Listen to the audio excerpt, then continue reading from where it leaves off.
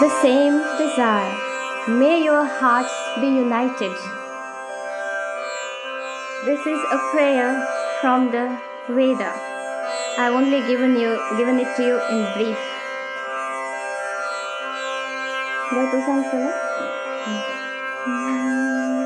After that, I shall conclude with another prayer from the Veda, which says, "Lead me from the unreal to the real.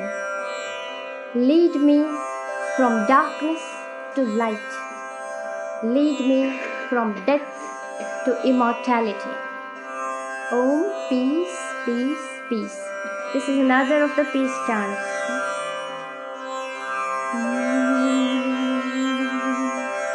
Samana means the same, the united. So the word samana will recur in the chant. Samano mantra samiti samani. Samano mantra samiti samani. Samanam mana sahachitamesham. Samano mantra samiti samani. Samanam mana sahachitamesham. Samaniva akuti samana hridayanivaha. Samaniva akuti samana hridayanivaha. Samanamastu vo mano yatha susahasati.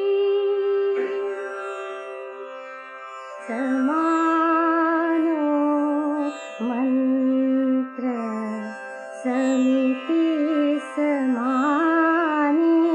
Samanam manasahachitamesham. Samanam mana sahachitamesham.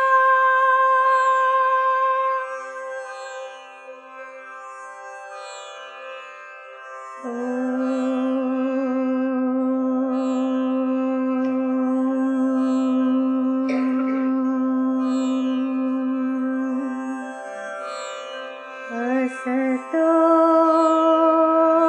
ma satgamaya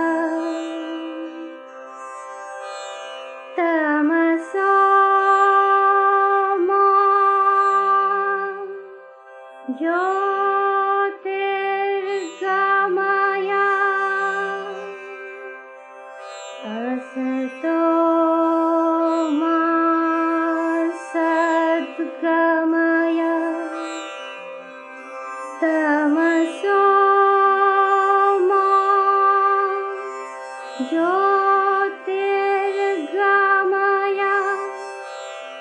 Mrityormamritangamaya.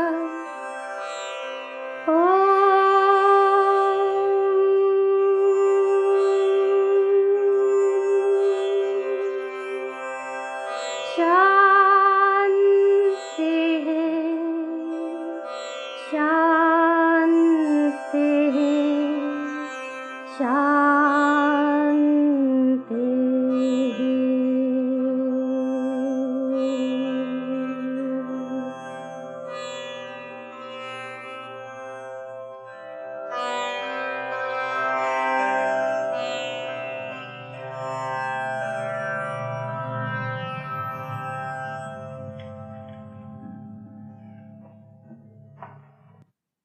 I have to confess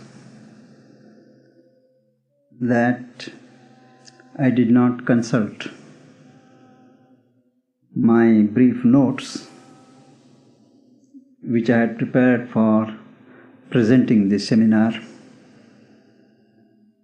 because these notes are useful when you have to prepare an audience, prepare their minds for the thought. But on meeting all of you, I felt that there was no such preparatory discipline necessary, and I am letting the presentation develop according to the mood of the moment. I am particularly gratified that each one of you, I see and I feel and I have experienced, has thought about these problems, these questions, exercised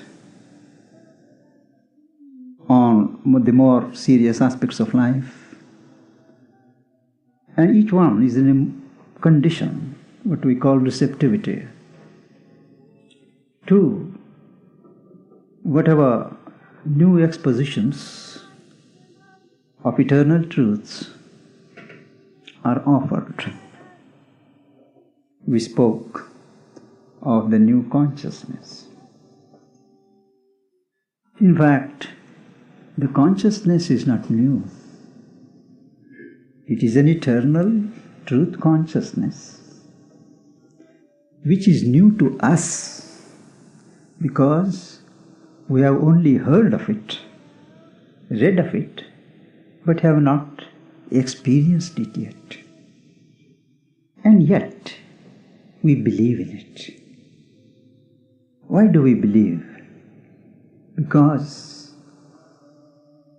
by the past evolution, we have all been brought to a point when we are ready to receive and embody that consciousness. Nobody thinks of God unless God first thinks of him. We have a saying that you take one step towards God and he takes 2 steps towards you. It is a fact of experience, corroborated on 100 occasions. So we don't need to be convinced that there is a consciousness, that there is a soul, which is a spark, which is a concentration, a monad of consciousness. It is there. We can feel it, we can sense it. But this divinity, which is there in a concentrated form, in each individual, what is called in the cave of the heart. Now, a heart cave is not just a metaphor.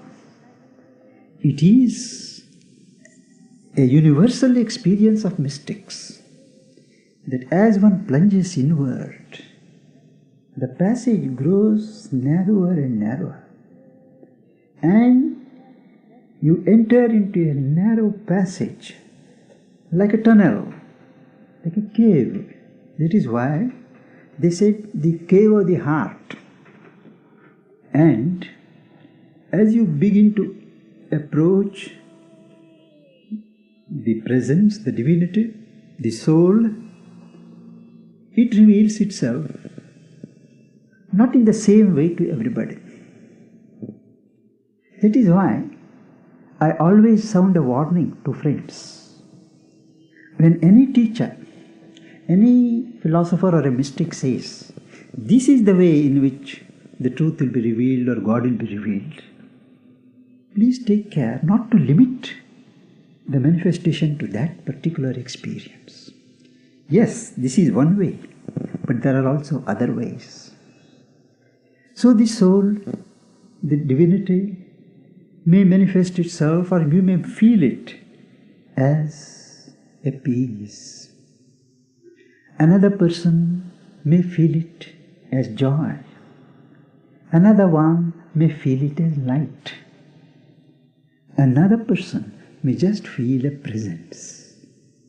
A presence is an awareness of something which you can't see, but you experience. Like warmth, like cold. You can't prove it, you can't see it, but it is there. Now there are different ways in which the truth or God reveals to the human consciousness. There are as many ways as there are individuals. With this background, we make a beginning. The first step in this journey to the new consciousness is first to be conscious. Most of us live a mechanical life, reacting to situations from morning to evening mechanically. We don't think. We don't consider. Mechanical reaction. So we live a round of mechanical life. We have to learn to be conscious. Mother says, step back. In 2 words she has given the secret. Step back. Every situation in life, before you react, before you respond, a second, hold yourself back, step back. And then you do the right thing. Now this discipline of becoming conscious begins with what you may call periods of meditation or contemplation. You set apart a certain time when you are likely to be least disturbed. Maybe early in the morning, when nature is very cooperative.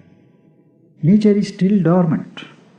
The active energies of nature are not yet awakened. And everything is peaceful, expected. And that's the dawn. But a period like that, a period in the evening at the dusk, when nature starts going to sleep and cooperates with those who want to withdraw, who want to be tranquil. These are the 2 normal periods recommended, but even otherwise, any period, 15 minutes, maximum half an hour, you set apart for yourself. But let it be a regular period. Each day, we have to meet at the same time, because there is a cycle in time when things get back to the same point. And if you start sitting for meditation at a particular hour, every day you will find after a while that conditions arrange themselves in such a way that you are helped. You choose a time, we sit for meditation. Meditation is nothing else except the art and the science of tuning your consciousness to what you want to realize. So you suspend all your other activities, bring back the mind. There are 100 faculties spreading everywhere. You bring it back and hold it attention. It is helpful always during such periods that you first have a posture of sitting where you are not likely to be disturbed by any disability in the body. Because even the most healthy man, after 15 minutes or 10 minutes of sitting stationary, his limbs start moving. The limbs get restless. So we have the system of asanas, which you don't need to practice at this stage. What is necessary is to find what is your most comfortable position in which you can sit for a length of time forgetting your body. for most of us from the East, we find sitting on the floor, cross-legged, with hands like this. It is helpful. But for those who are very fat, people who have big abdomens, or those from the West who can't fold their knees, their ways of life are different, they can sit on a chair. But what is important is the upper part must be erect. The spine must be erect, so that the ascent of consciousness, ascent of energy, or the descent of energy must have a flow-free channel. And for that, the chest, the nose and the head must be in a straight line. Whether you sit on a chair or sit on a ground or stand just, it is immaterial. During that period, you should not remember your body. Then, next is, you take a few deep breaths. You may ask, what is the connection of breathing and meditation? Much. The state of the mind is normally reflected in the type of breathing. If the mind is agitated, disturbed, chaotic, the breathing is very irregular. If the breathing is irregular, you will find the mind is not at ease. There is an intimate connection, and you use the breathing act as a lever to control the mental state. So you take a few deep breaths as slow as possible and let them out. I am not taking you into the dynamics of pranayama, which is another science for a different purpose. But for our purposes of meditation, it is enough.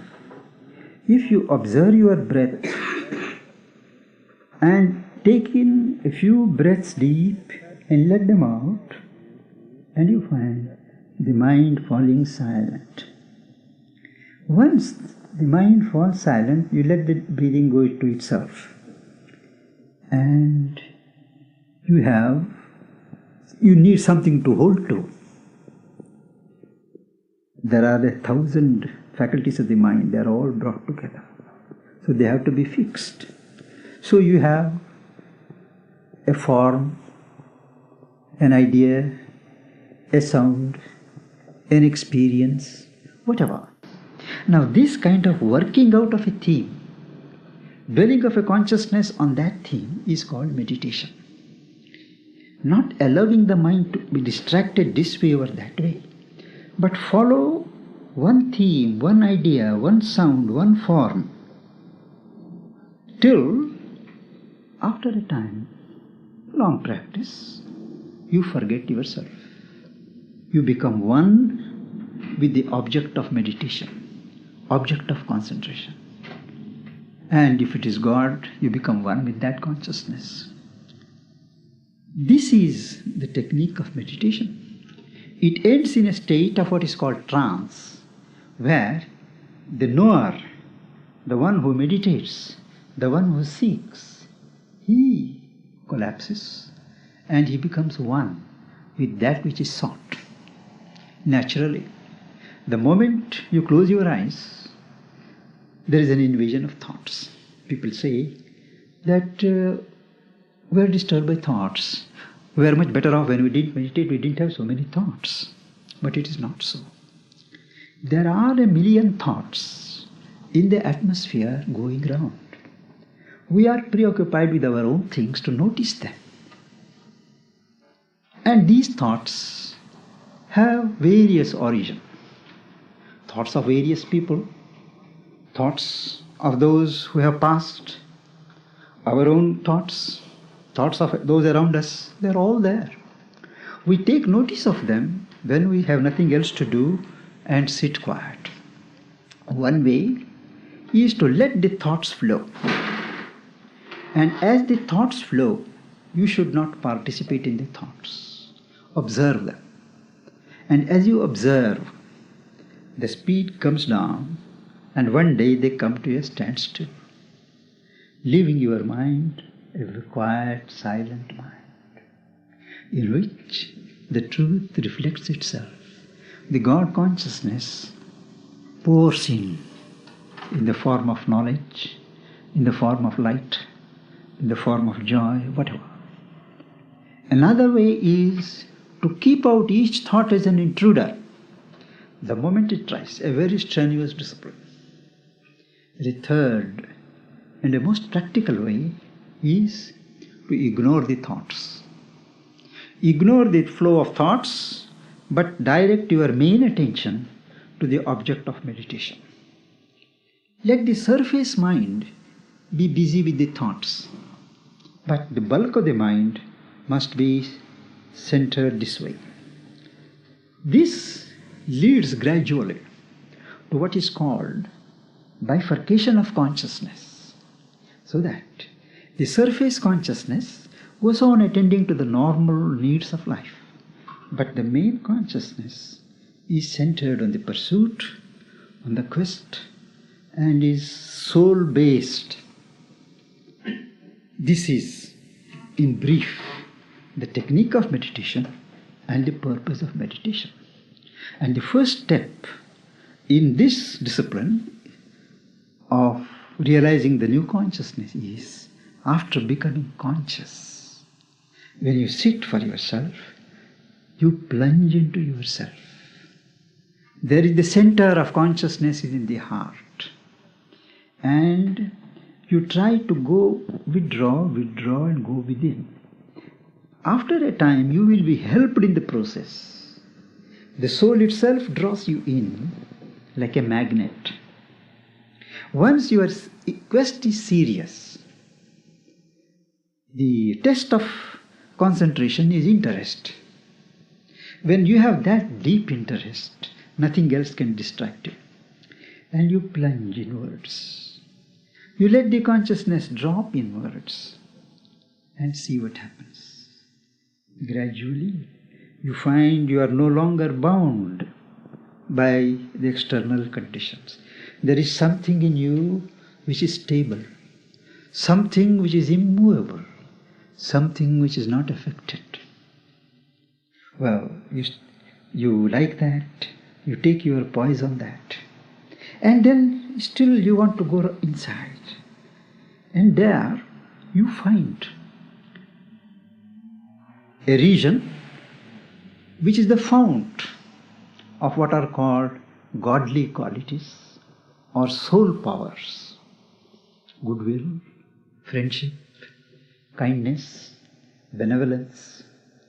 These are qualities, these are moments which open us to God.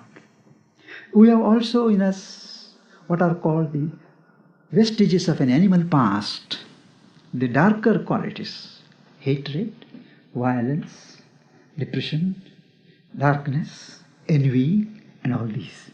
Now, one who seeks the new consciousness has to deliberately reject the undivine moments and cultivate the divine moments, cultivate the soul moments.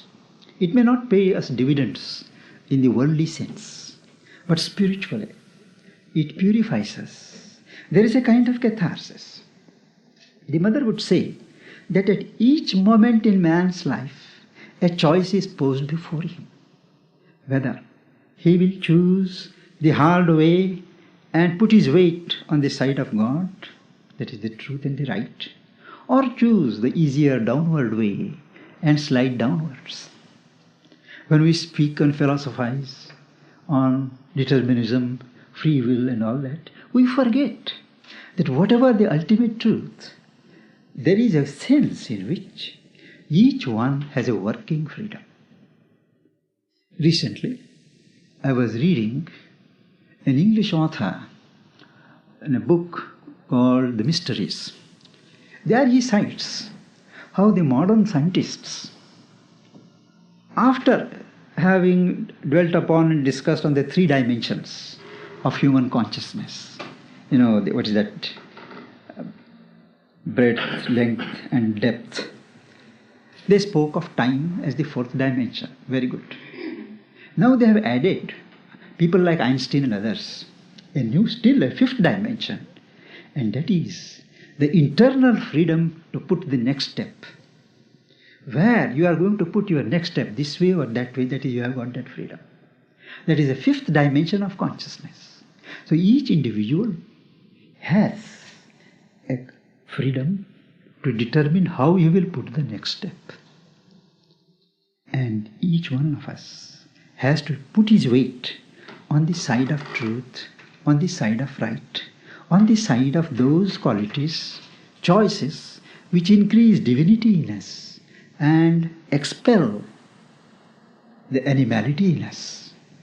This is necessary to create what I call a climate of the soul, a climate of God, before something of God, something of self, something of the soul can begin to operate in you. And once you do this discipline, it is to be done not only in the prayer room and meditation time. This discipline of the right choice, rejection of the inferior and choosing the higher has to be a 24-hour program. And it is there that Sri Aurobindo says that all life is yoga.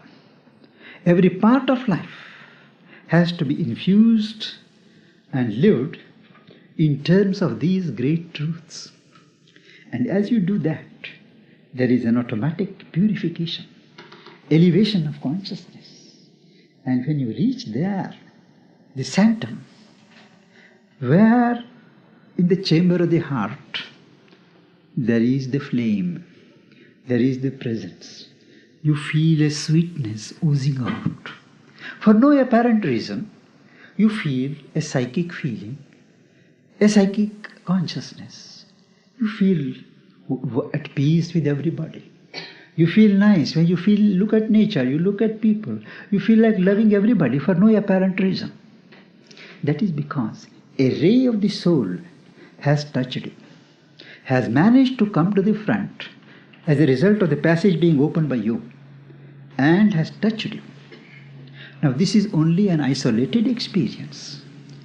By periodical disciplinary meditational periods of prayer, it is possible to naturalize that experience so that all the time the joy of peace, the joy of God, the bliss and the sweetness of oneness oozes out of you.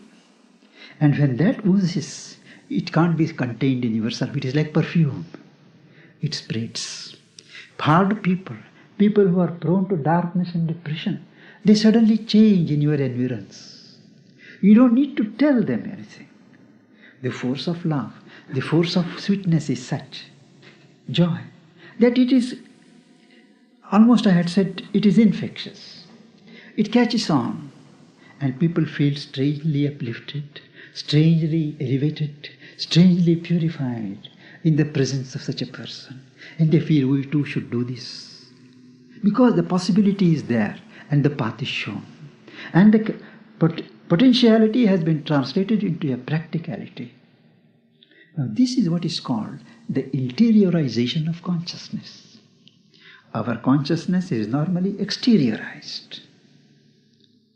By discipline like meditation, contemplation, self-scrutiny, prayer, you turn the direction of your consciousness and turn it inward. Interiorization of consciousness leads to a liberation from the limits of the external surface consciousness, and you are released into what is called the subliminal consciousness, a belt where you feel one, or you are open to the impacts of other people without their having to speak. You feel an identity with people hundreds and thousands of miles away. This broadening of the consciousness starts with the interiorization of yourself. So a man becomes what is normally called a saint when this inner link with God is restored to man. A saint can never harm anybody. A saint is not capable of thinking ill of anybody. If he is insulted, if he is hurt, he will only say the man is ignorant. He will not react. That is what is called psychicization or interiorization of consciousness till the psychic being, the soul, becomes overtly operative. At the moment in each one of us, the soul is supporting from behind our efforts at self-improvement. By this process, the soul is helped to move forward, throw its light on all the nooks and corners of life, and change the texture of our daily life. That is one. The second is what is called spiritualization of consciousness. It is, all of us are aware that our mind is limited, our head is limited to the intellect. But there are 100 thoughts, 100 ideas, we don't know what is the right choice, what is the right idea. And we are prisoners of mind. The mind is not under our control. So during this discipline of meditation or japa, which is repetition of a sound, the mind is brought under control at a discipline and it is silenced. When the mind falls silent, however brief a while, then it becomes open to the action of higher levels of consciousness which are beyond the mind. Mind has its grades. As I said in the morning, the first primitive man, it is the sensational mind that is operative. He doesn't think, he just acts upon the senses. The next is the reasoning mind. The discrimination comes. This may not be a correct report, that may be wrong. And he discriminates. We have got what is called the reasoning mind. Now even the reasoning mind is related to objective realities. The third step when the mind evolves is the thought mind. When we think, and during the thinking, our ideas, our thoughts, our conceptions may not be necessarily related to physical objectives. Maybe a world of its own. We may have imaginations. Above the thought mind is the mind of ideas, where ideas have not yet been clothed in the form of thoughts. They are broad truths. And when the mind is silenced, you open to the grades of mind which are beyond the idea mind. There is a realm, for instance, of what is called the higher mind. A higher mind is where you don't have to think out a knowledge. Knowledge pours on you in the form of massive thoughts, and you have the knowledge that you seek. You don't have to labor through logic and through the intellect. Above the higher mind is what is called the illumined mind. Illumined mind where knowledge flashes across in terms of illumining the areas of your study. Above that is the level of inspiration. Now inspiration is where you hear the truth. Something talks to you. You hear the poets and authors. At times they hear hundreds and hundreds of lines. They note down and afterward they see, oh yes, this is something that I did not know. It is an inspired truth, they say. Now inspiration is of three kinds.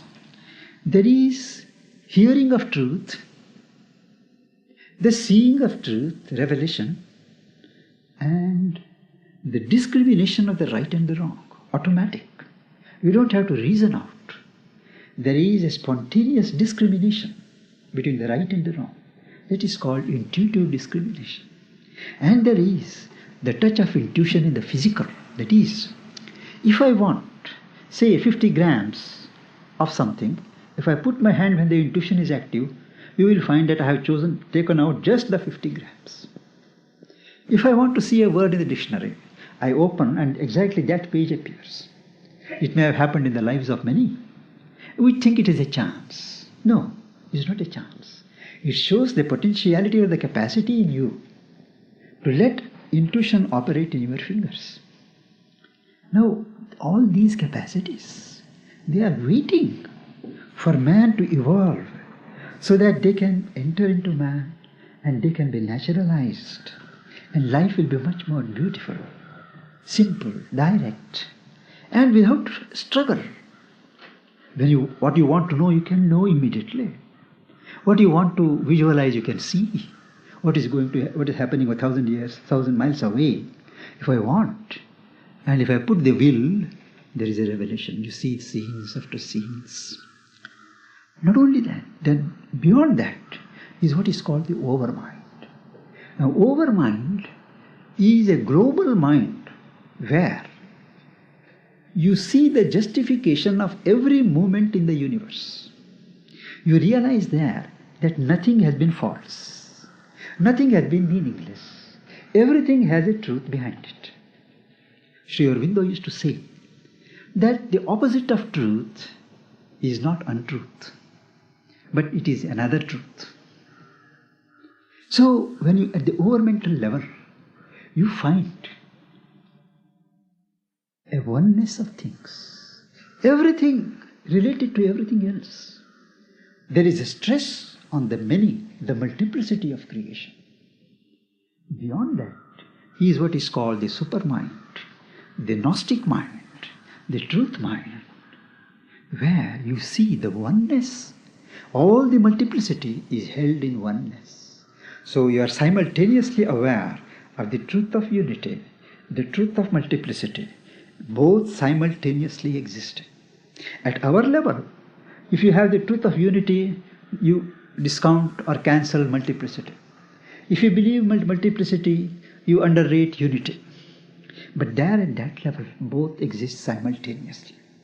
Now this is the level of evolution, the gradations of evolution that are open to man once he crosses beyond the mind.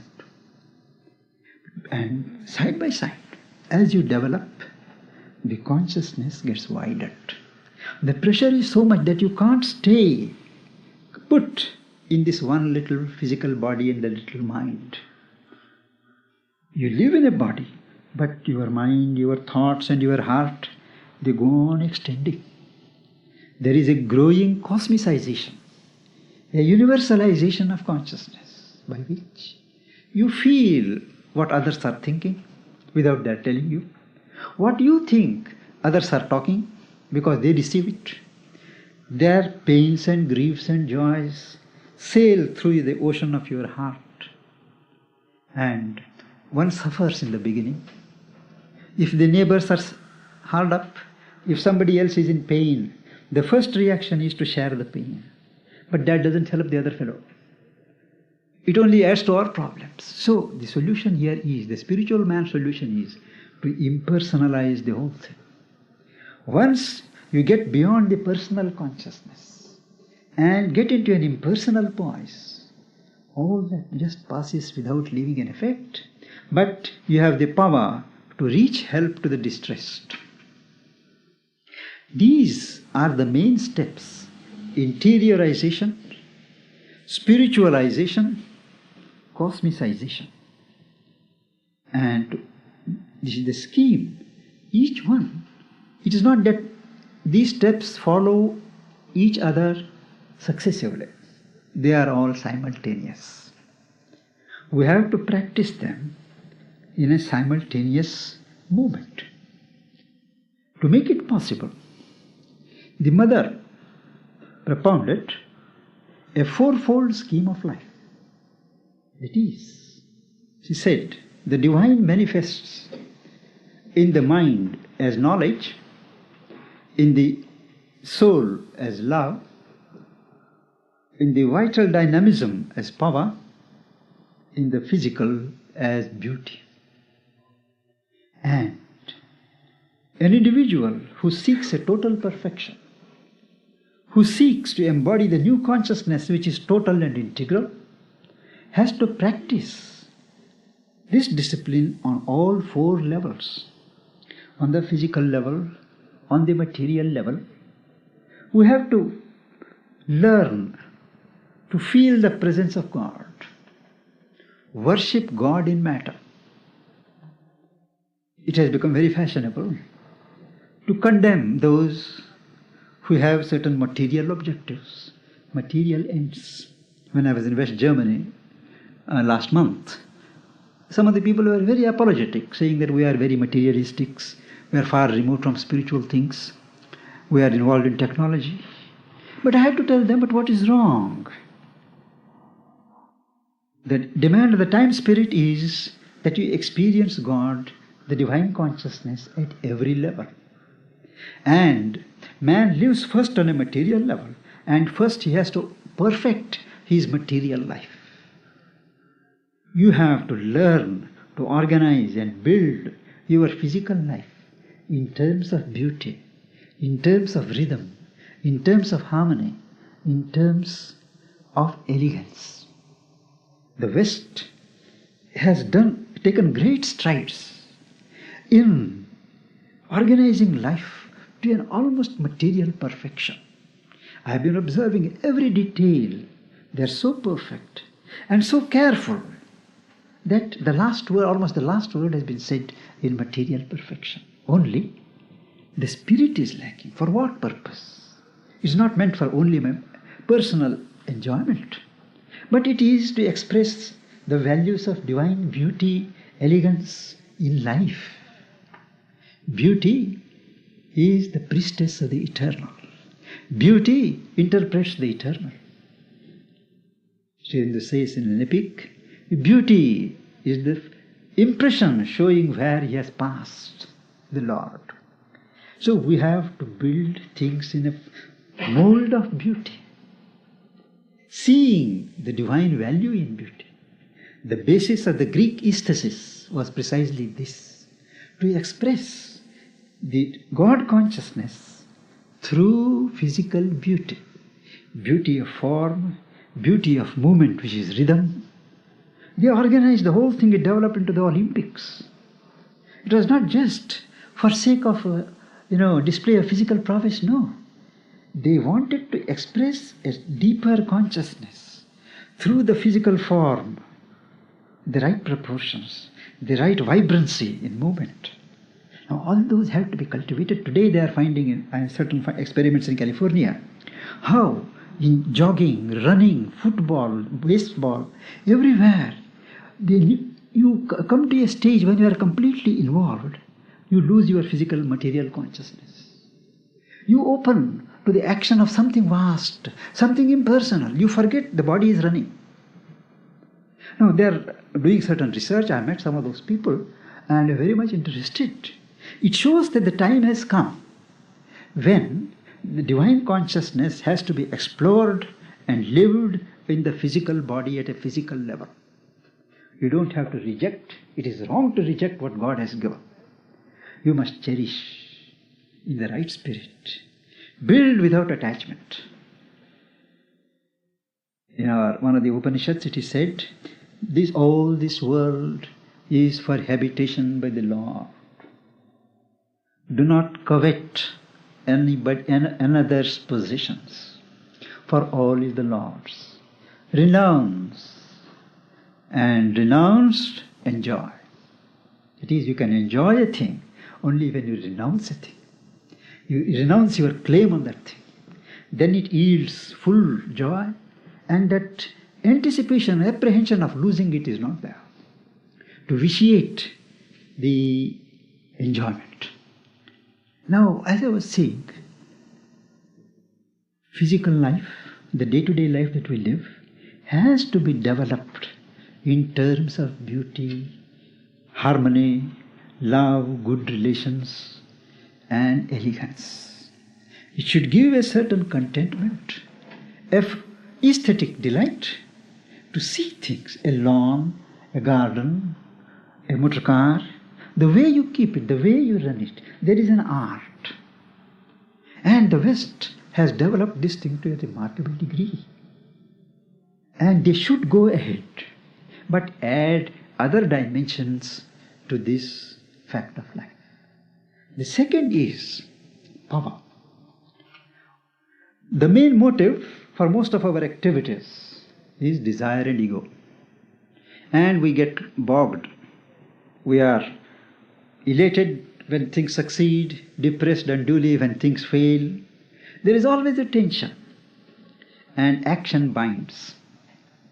So, we have to learn to convert this binding agency into a liberating agency. And that you do only when you bring to bear an impersonal spirit on work that you do.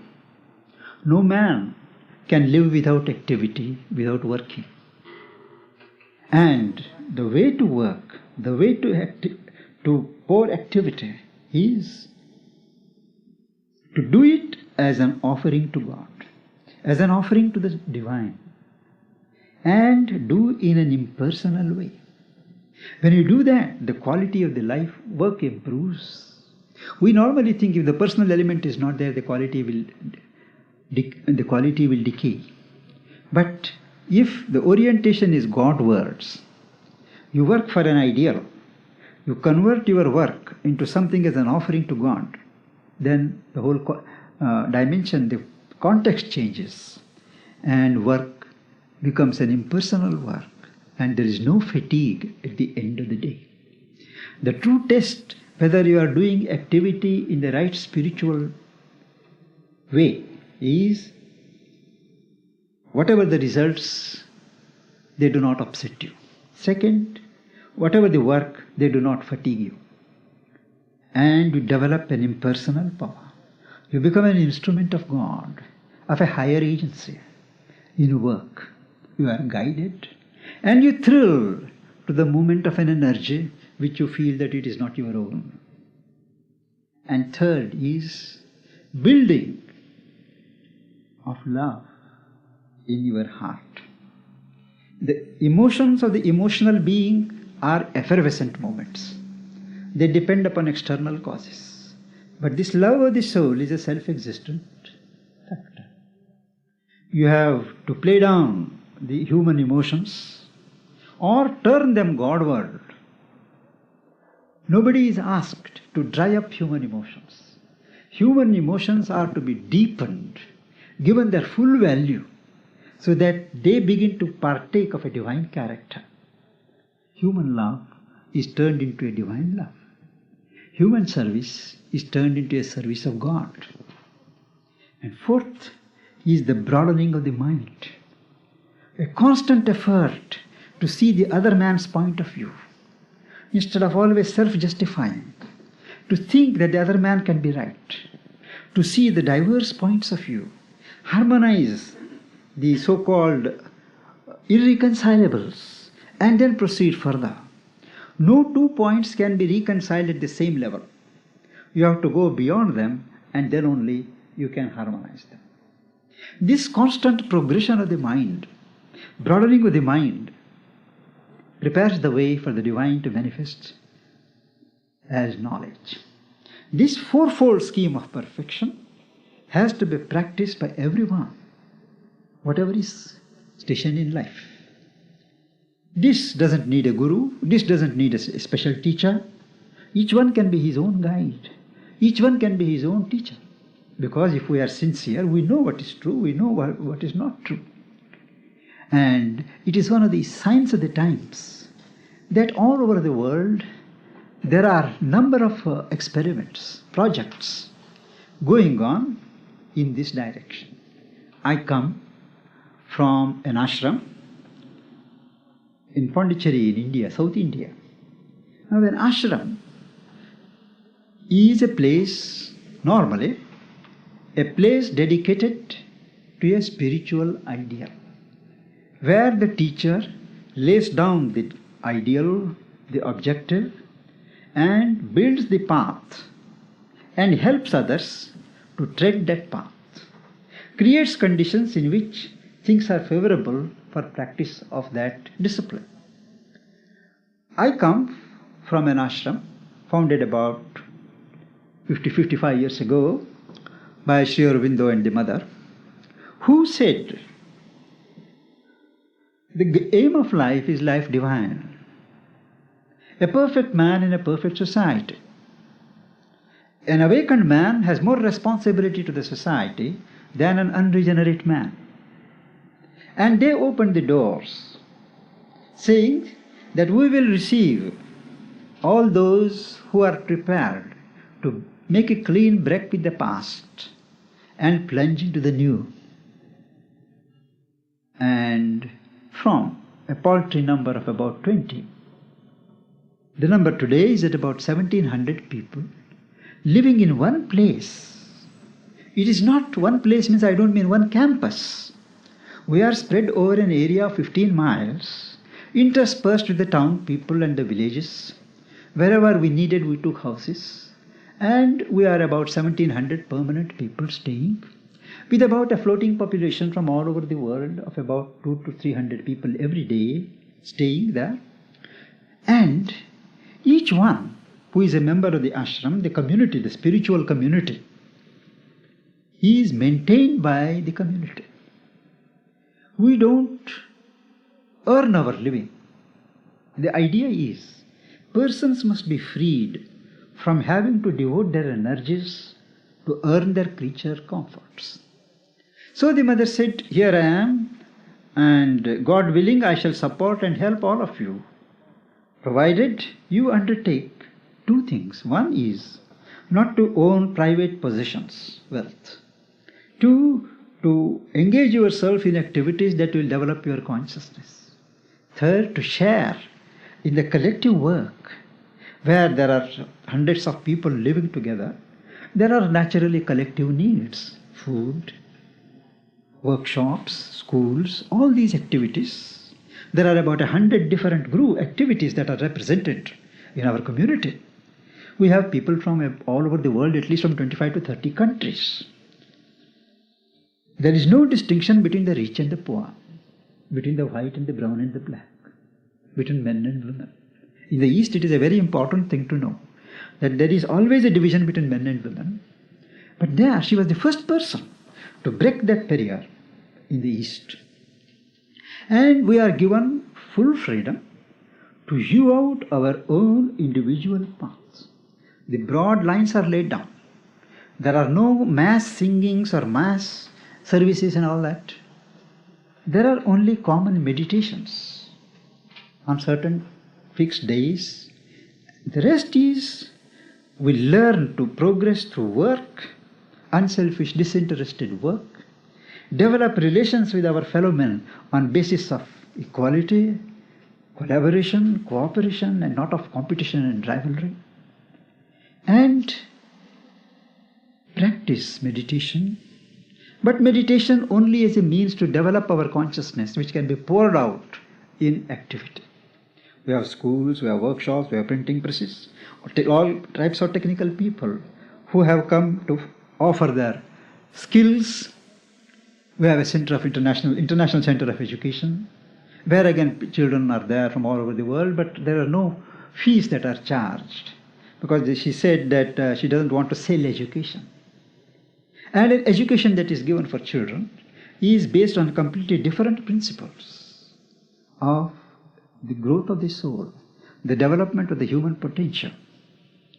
And each child is helped to find his direction of growth. And this has been going on for the last 50 years. With all of us are evolving creatures. There is no uniformity of dress, uniformity of opinions, uniformity of habits. No. Each individual is free. Each has his routine. Only we take care to see that as far as the collective aspect of the work is concerned, there is a good synchronization. There is an immense spiritual freedom.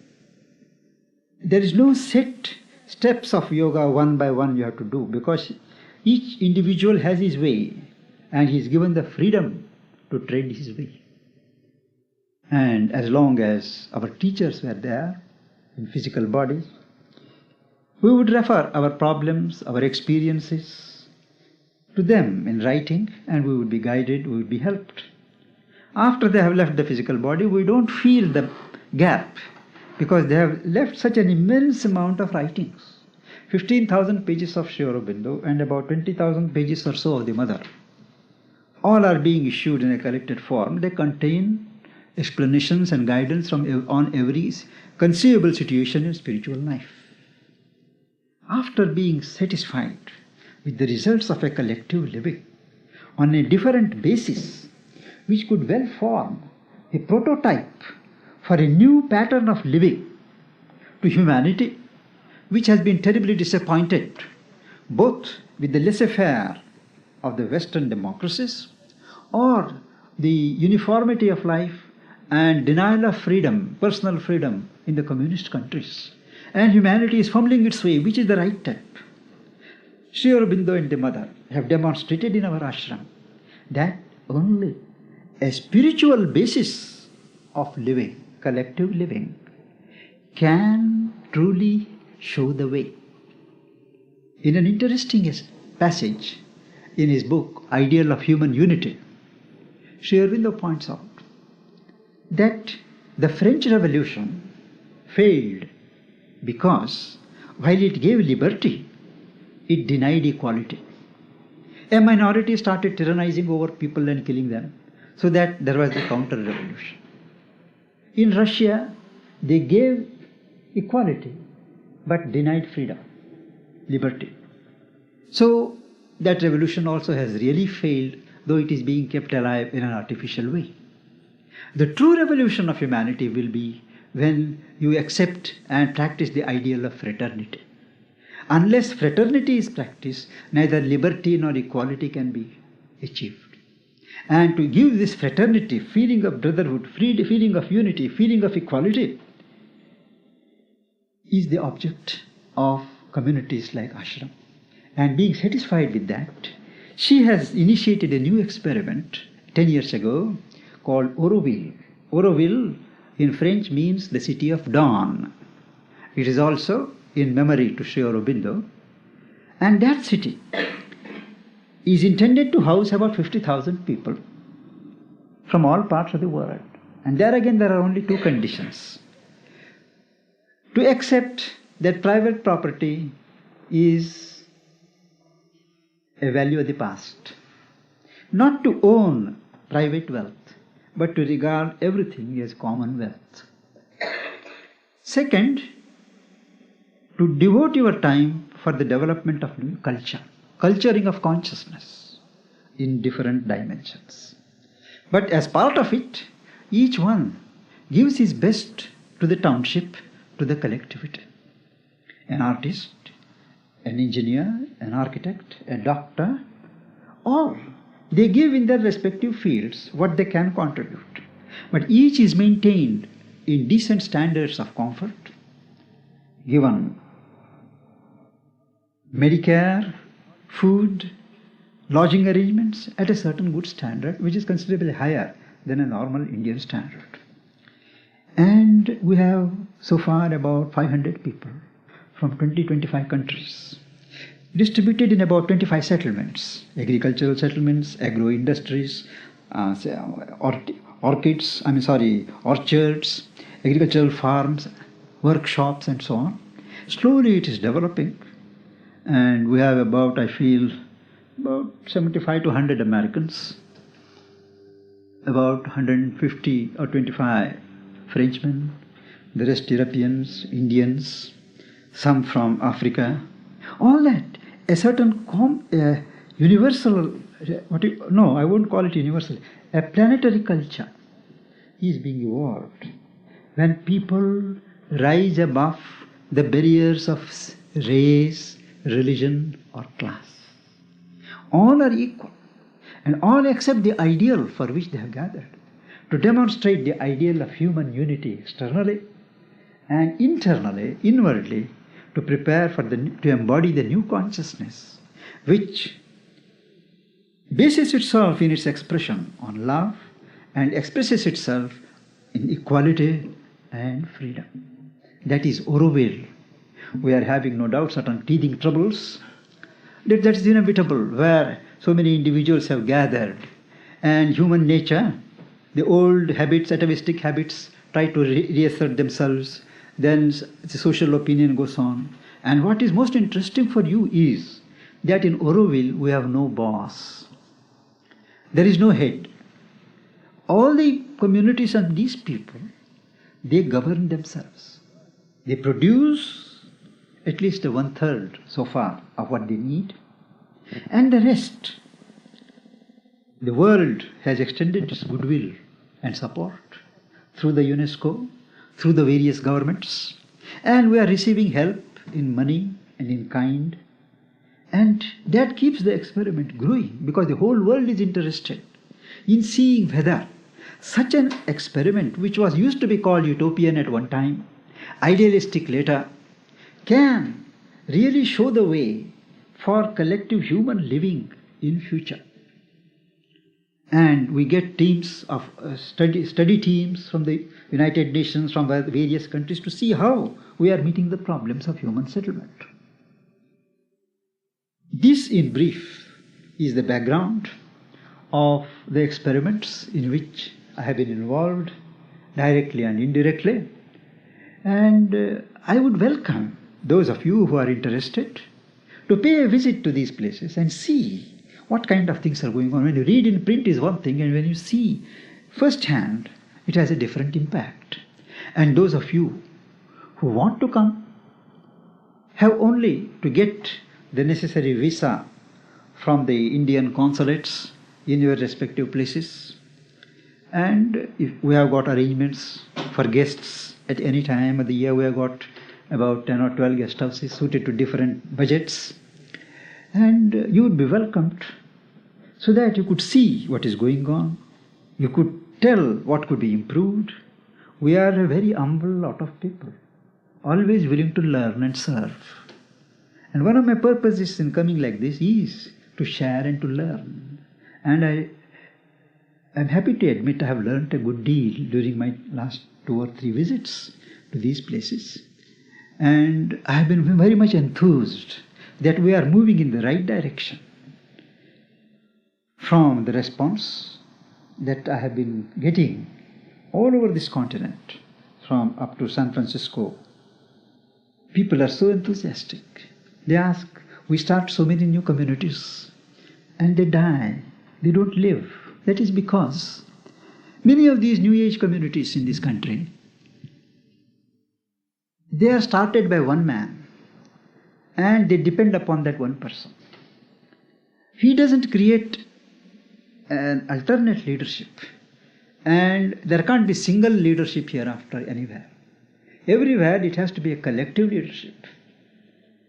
And many communities have died here because they were too much associated with the personality of the founder. It should be a cooperative, a common, real common community.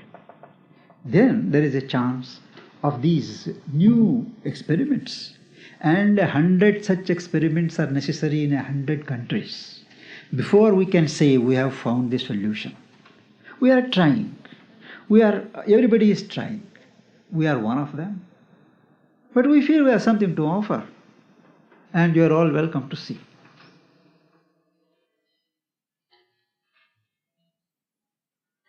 Okay, questions are welcome.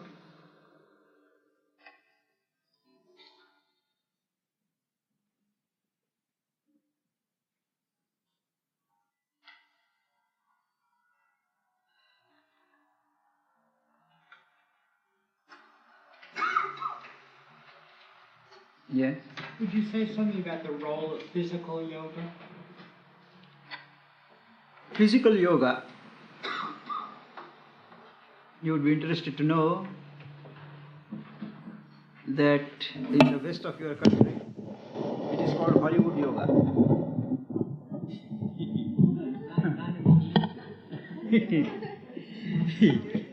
Now,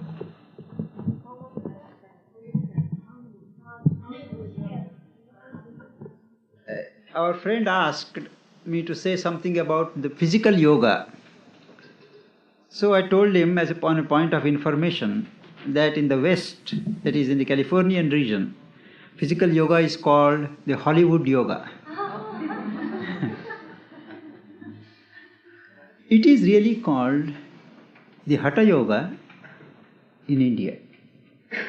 It is to learn by practice of certain definite postures of the limbs, movements of the body in the exercise form, to get complete control over the functionings of the limbs, to be able to direct the blood streams, the life energies in areas where they are required precisely, and to increase the endurance, the strength in the limbs, so that the physical body goes beyond the limits of normal endurance, capable of many feats of strength and endurance.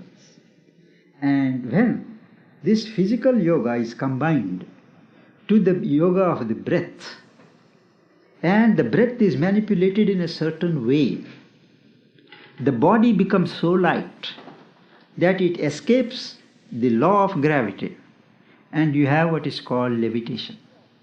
So levitation is a fact and a truth, but not as advertised in this country. It is not given importance by us in any way. It is a phenomenon that takes place. It has no spiritual significance. This physical yoga gives you good health, good appetite, and lays the physical foundation for an ultimate perfection. It is not necessary for our purpose to go into all the 64 specialized postures called asanas, but about 8 or 10 preliminary asanas to set the whole system into right balance and proportional movement, that is enough. But it is a regular science, but it is only the physical part of yoga.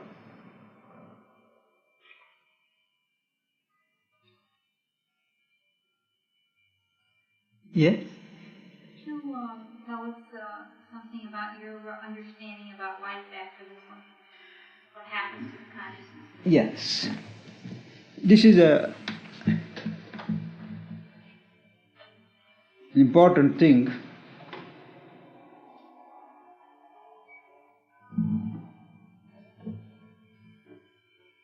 I once made the mistake of speaking upon this subject in a university in Connecticut. I don't know the name of the university. A group was there and they asked me to speak on any subject. Earlier in the day, I had spoken on integral yoga. So after perfection of life, I thought people would be interested in what happens after life. So I spoke to them, and there were a lot of Christian nuns and practicing Christians and the blacks and these people. They were all totally bewildered. And I felt in the middle there is something wrong. But then it was too late to withdraw. So that's why I was very cautious. But now that the question has come up, and I know that the minds here are not bound by dogmas, by superstitions. You know that each one of us represents an embodied soul in evolution. There is a soul, a divine soul, which is evolving from birth to birth. And it grows in stature. First it is a spark, then it becomes a little point, then it becomes an entity. So it goes on, birth after birth, growing on the sap of experience of life. Mind you, what is felt as pain, suffering on our surface being is not registered as pain at the soul level.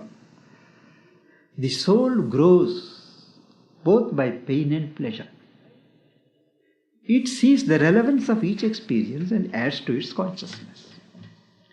Now, what happens? Usually, a person dies when the soul finds that it can't acquire more experience, it can't grow any further in this particular physical body, either due to disease, due to age, or due to total deviation on the part of the person from the sole purpose. Or occasionally accidents which are unforeseen. That's why they are called accidents. It doesn't come in the purview of our discussion. Now, so let us say a soul has decided to go and a person is about to die. What happens at the time of death? The soul takes a quick look back and has a appraising look at what it has achieved in the present life. Very quick. This is what is experienced by many as a review of events. In their mind they go on thinking when they are sick. All that has happened comes before their eyes. That is a physical transcription. But the soul takes a quick look at the experience it has drawn during this life. And then it decides, what's the next experience that I am going to have? It decides at the point of departure from the death what experience it is going to have in its next birth. So Sri Aurobindo explained humorously once, a Virgil may have been a great warrior in his past birth before he decided to sing them. A king who has ruled, he may decide to be a cobbler next birth, to have the experience of service, humility. Now, soul chooses its experience. And then it leaves the body. We have what the doctors call death. Now, the death is not of the person. Death is not of the soul. Death is of the physical body. When the soul withdraws, the life force also withdraws. And there is what is called a clinical death. The physical body decomposes and finishes. The soul finds itself in a subtle body. It has a subtle body. Inside this physical body, there is a subtle body. It finds itself in the border region of the earth. It is called the subtle physical world. Now, the subtle physical world is an exact transcription of this world without the bounds of physical form. It is there that your heaven and hell, conditions of heaven and hell are experienced. A bright fellow will see the prolongation of the bright periods without the dark spots. The reverse is true of a darkness-prone individual. And if there are any unsatisfied desires, unsatisfied longings, it is in these subtle worlds, after you leave the physical, that your subtle being insists on fulfilling them. A good desire is fulfilled, all in your consciousness. An evil desire is also fulfilled. And this is called heaven and hell. Now, once these vestiges of the past are worked out, they just fall. They just fall. You go into the mental world, where your pet ideas, concepts, thinkings, they all stick to you like so many coats. They have to be disentangled. The soul takes a little time, depending upon the fanaticism with which you stuck to your own ideas and concepts. And when those things are released, the soul goes to the world of peace, the psychic world, where all departed souls go into a long rest. There they are helped by the angels of the world to assimilate the lessons of the immediate experiment, a life, and prepare for the next chosen experience. It depends upon each individual how long he takes in this period of rest. It may be hundreds of years, it may be a few decades. Whatever it is, when the soul has rested, added the experience of the past and assimilated it with the experience of the countless past, and it is about to take birth again, it is helped to see the spot where conditions are most favorable for its chosen experience. And it sees it as a point of light on earth, and it rushes headlong towards that. During this travel, the adversary may succeed at times in deflecting the journey, deflecting the path. Let us normally, it will land in a place where it has chosen. It doesn't enter the womb of the physical mother immediately. It hovers round in the atmosphere of the mother, prepares the womb, physical womb, and the soul enters into the body only after delivery. Before that, it is the life force that moves and molds. This is the normal procedure. At times what happens? After entering into the body, the soul suddenly realizes that this is not the body that is fitted for me. I have made a mistake. And then for some unaccounted reason, sudden illness, sudden accident, the child dies. So many of the unforeseen deaths in childhood are due to either willful interferences by the wrong adverse forces to checkmate the divine progression, or some such mishaps. Normally, the soul, once it enters into the body, it is not aware. Slowly, through the life thing, it grows into awareness. And the more developed it is, the earlier it becomes self-conscious. And this continues till the soul develops a broad and a big consciousness to unite with God, the divinity. But at any time, the rule of God is a rule of freedom.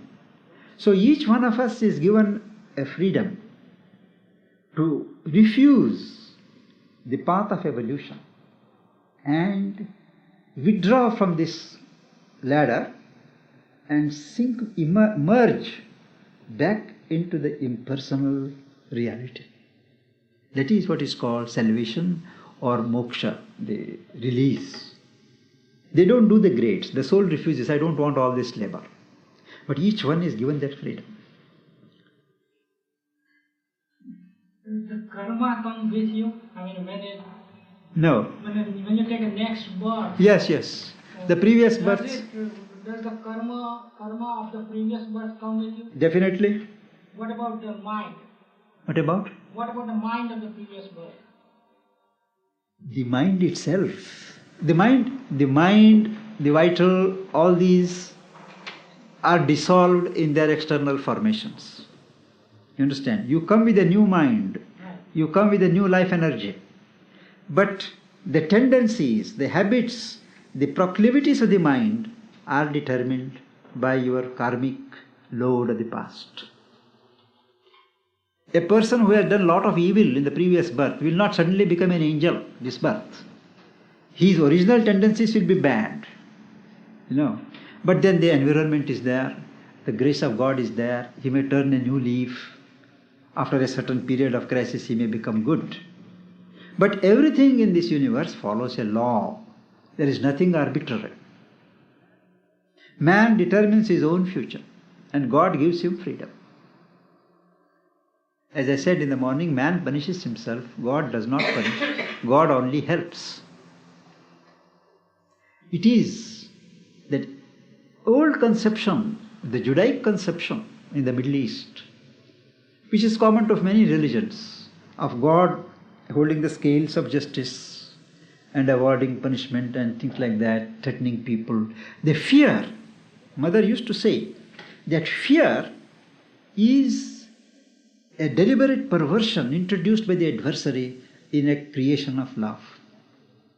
Fear has no room in God's creation.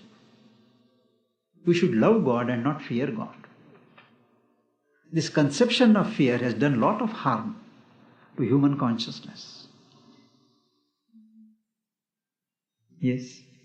You've mentioned the antagonistic forces and the Antichrist. Can Yes. you say something about that? Yes.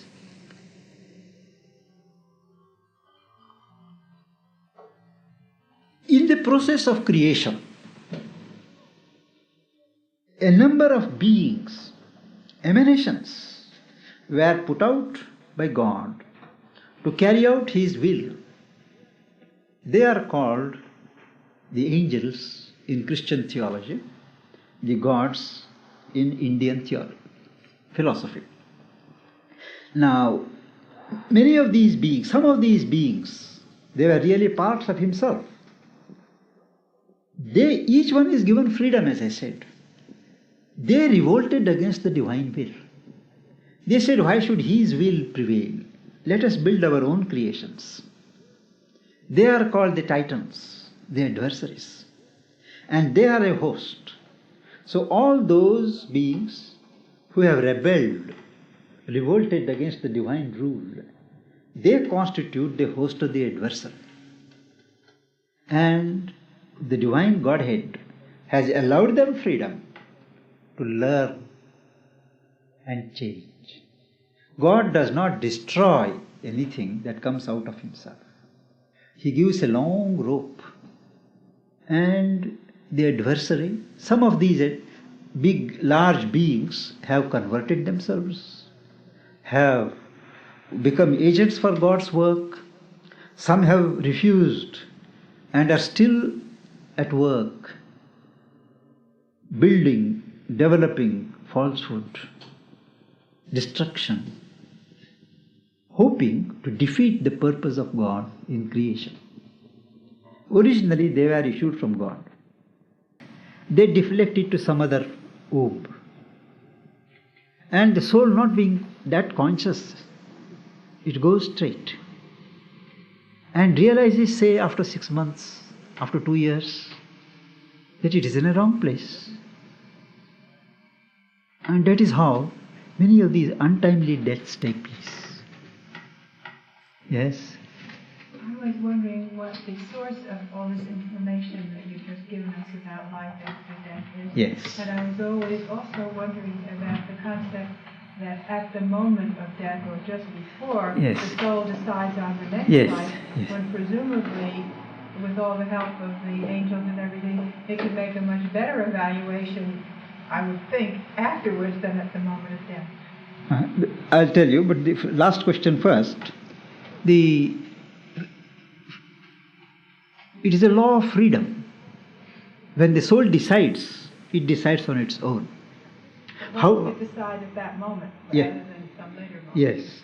And it takes the help of others for execution of its decision. But the decision is its own. Now, from where we have this? There are a number of occult traditions in the Middle East, in India, and some of the traditions which are lost in their certain formulations of Egypt, Mediterranean countries. All of them have a certain common background. And in India, where many of these things are formulated and found in sciences, what we call Shastras, scriptures, certain fundamentals are laid down. And the teachers whom I follow, Sri Aurobindo and the Mother, they have first-hand experience of these worlds. They had the capacities, particularly the Mother, to leave this physical body at one moment's notice and travel in other worlds. She was trained in France by two adepts in occultism, one a Polish Jew called Max Theon and his English wife from the Isle of Wight. A lady, she could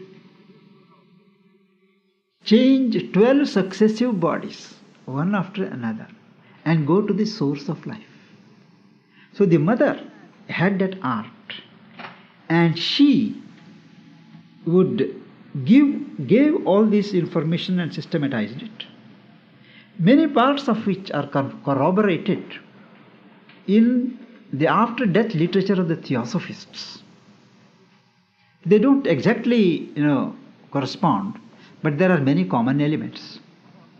And then there is that Swedish thinker Swedenborg, who speaks of his experiences of the terrestrial universe. Certain things, each one is colored by his own background and dogma, but there are certain broad truths which are common. So you can say the basis for what I have said is occult tradition and present experience, verifiable experience as formulated by Sri Aurobindo and the Mother. Yes.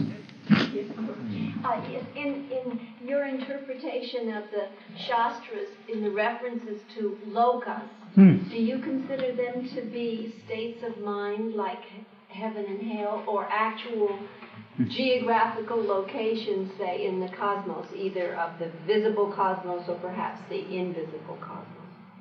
Very good question. Very good question.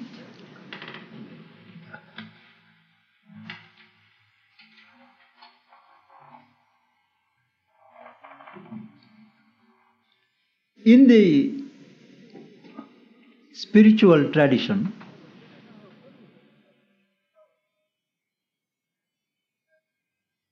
there are 7 planes of existence.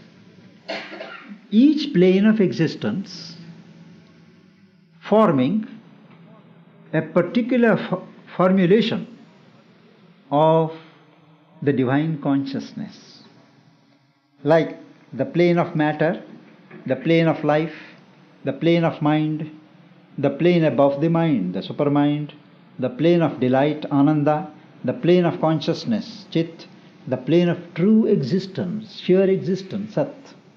Now these 7 planes of existence, or 7 worlds, they constitute what is called the whole universe. And they exist by themselves. Long before man came or any creature came, these worlds are there. When the divine manifests, it first manifests in these 7 septuple organization of the universe. Creatures come later. Now, each person is a microcosm. So he contains in himself, in a seed form, all these 7 worlds. Just as when I think and talk, I live in the mental plane. When I only do physical work or eat, I am living on the physical plane.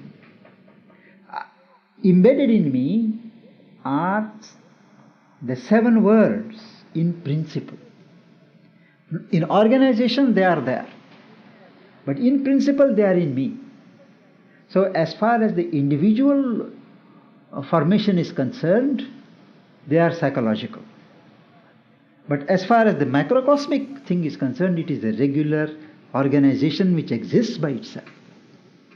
There is, you can call it a cosmic geography. And somebody asked me about Kundalini. The various chakras, centers, lotuses in the body, they are so many connecting centers with these respective planes of existence. I am going to dwell upon it in the David or Navaja. Is it on Wednesday? In the Theosophical Society? It's Kundalini Yoga, isn't it? Yes. In the New York City. Kundalini is 20th, 22nd in Pennsylvania. In Himalayan Institute. And what is the subject here on Wednesday? I have a recollection that you told me it. Tantra Yoga, yes. I'll be dealing with that. How each individual has so many windows opening out into these worlds around us. And by awakening particular centers, we get an access to those worlds. So, your question is correct. Both things are true. In the individual, they are psychological. In the universal scale, they are self-existent. Yes? The souls that we when you come into a family, and the souls that are present in that family, in other words, your parents, your brothers, your whatever, and the people we marry and so on, do we attach ourselves to those souls? I mean, do we see them again? Not necessarily. Back in a rebirth, or? Not necessarily. Because the destiny that you have chosen in the next birth may require different associations. So it is not true that a husband and wife will be always husband and wife, thank God.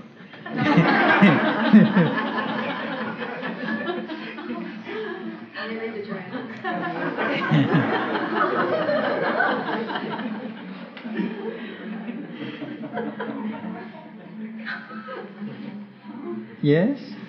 I had the concept of a very ordered world, that you come with your karma, and as you work out your life, things work in a certain way for a purpose. Yes. And when you talked about that there could be accidents, Yes. that kind of makes me feel that it interferes with that order that I No, understand. you are right, madam. The very word accident denotes that it is something which is out of the order. The world broadly is an order. But there are so many forces and possibilities that are clashing with each other that at times what should be an orderly result doesn't take place. There are interventions, new factors coming into being, and something totally unexpected comes. This also is a part of creation, because if everything is ordered, there is no, freedom. So there is a broad order. The order is not in detail. There is freedom in detail.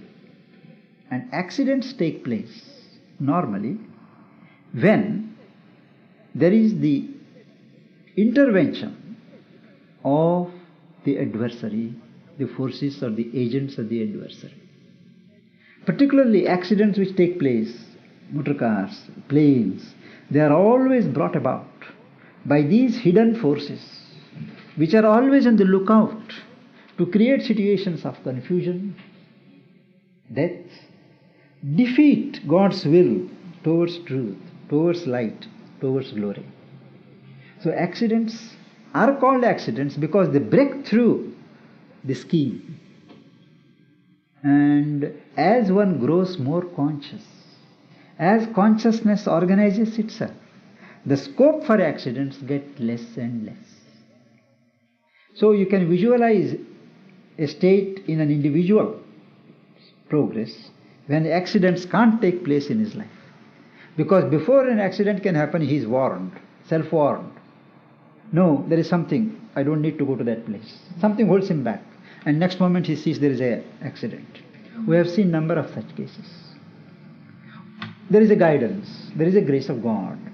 He suddenly decides not to go by this plane. And the plane crashes. So this faith in God, or being open inside to God, it creates conditions in which accidents become less and less possible. Accident, mother said, is always a sign of unconsciousness. When you are unconscious, these things get an opportunity to strike. In Sri Aurobindo Savitri, the epic from which I have quoted so often, he says that these elements, entities, get their chance to work when we are small and little in our movements. When we limit our consciousness, busy with small movements, then these things strike. So many accidents have been prevented, their chance lessened in modern life because of the general growth of consciousness. They have taken so many precautions.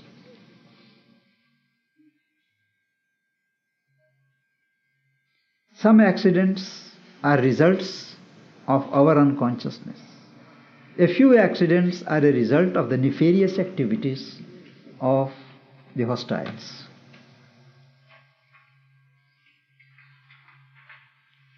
Yes?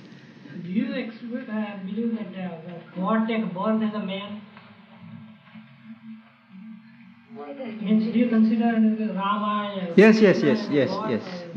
It is a part of the evolutionary philosophy that in certain junctures of human evolution, of not human evolution, earthly evolution, when certain big transitions are to be made from one level of consciousness to another, the divine does take human form or earthly form and helps tide over these transitions. They are called incarnations.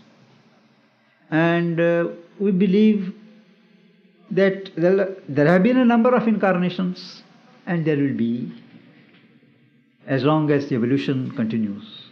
Because there are some transitions which nature by itself can't take. It needs a support from above in human form. Yes?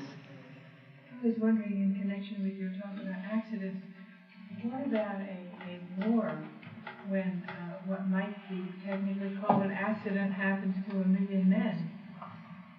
These are hazards of life. It does happen. It does happen. And with the best divine will in the world, these things of chance, they can happen, but the divine will tries to prevent many cases. But at times these do happen. But you would call a man killed in battle an accident then? No. A war is always provoked by an anti-divine element. And thereafter, the opposite side has to enter into the battle. It's the regular war. It is not an accident, because people know when they go that they may die. They are prepared for it. But the consequences of the sudden deaths are not happy. I would tell a small incident in mother's life. She was in Japan during the First World War. She stayed there for 4 years. And she never fell ill, because she was, from childhood, she was so careful about herself. She had her own way of living. She was very spiritually developed. Now, in the town where she stayed in Japan, there was an attack of influenza. And it was a very severe attack. There was only, influenza during those days was a new disease during the First World War. And there was only one particular medicine which could control it. Otherwise, people would die in 3 days or 7 days. All the stocks of the medicine were exhausted, and a lot of people died. But she was there and she kept herself free from it. Then one day she had to see a friend across the town. So as she was walking or going in tram cars, she found people with gas masks, things like that, to prevent contagion. And she wondered why. She sensed the atmosphere of fear and nervousness. And in life, fear is the worst conductor of evil, of wrong things. So when she came back after seeing the friend, she had fever. So her host called the doctor the next day, and the doctor said, all the medicines are over, this is the last packet, you better take it. She said, no, I am not used to medicine, you can give it to somebody who needs it more. That doctor made a face and went.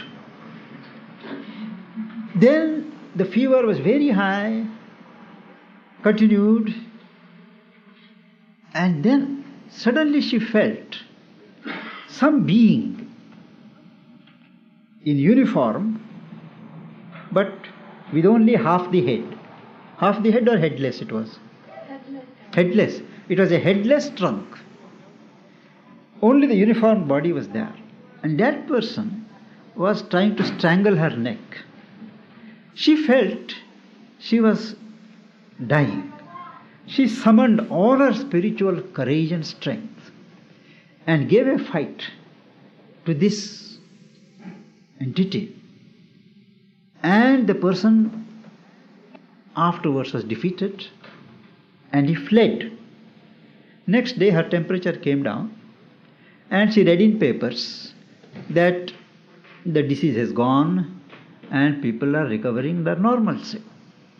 Now she explained this later, that it was during the First World War, during the trench warfare, many people died suddenly, unexpectedly, and they were so resentful that they had to die so soon, that their beings, they took revenge on men, on humanity, many places, causing these things, sufferings and accidents and fears. And it was one of those who had caused this influenza epidemic, made people die. And if she had succumbed, his reign would have continued. So this is the effect of war.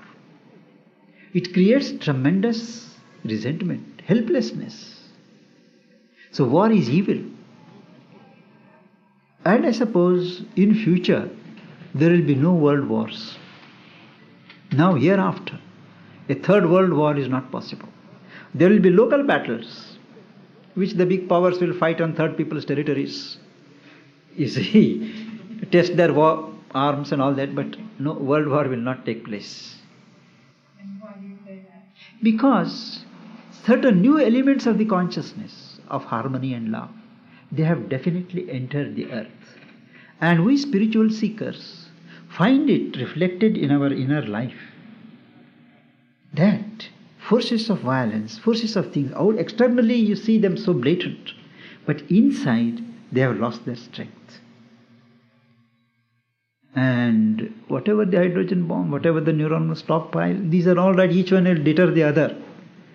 But humanity can't afford a third world war, and that is why it is not going to come. Yes? In light of that,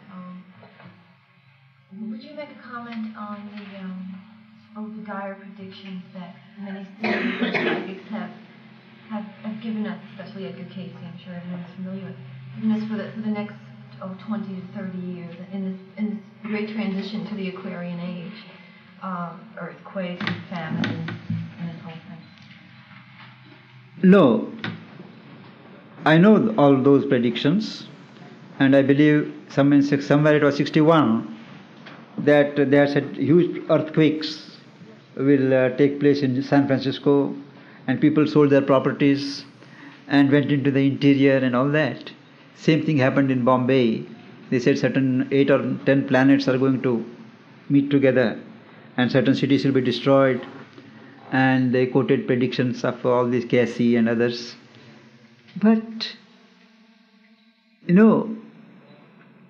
future predictions of anybody you can't take for granted, because what is going to happen is not dependent only upon conditions and combinations of planets and things on earth, but on happenings on the other planes of existence.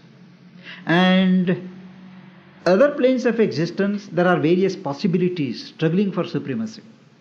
These people catch certain glimpses of certain possibilities, strong possibilities, on the higher planes. But from that time till it is translated here, there are a lot of changes take place.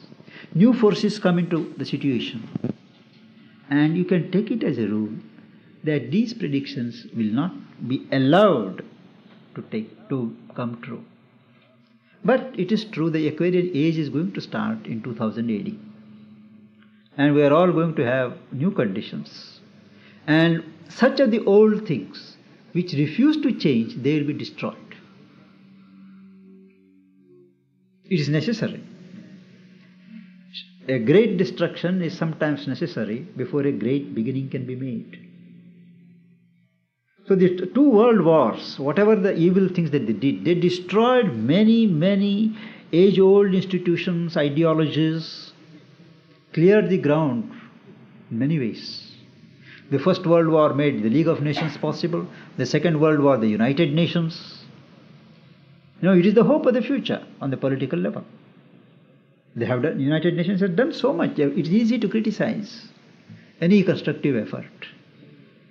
But that man has done that, erected a nucleus which can form the core of a world body. It's something remarkable. United Nations could never have flowered in any other country except in America. There is the atmosphere of freedom. People are still idealistic. The leadership at certain levels is still idealistic here.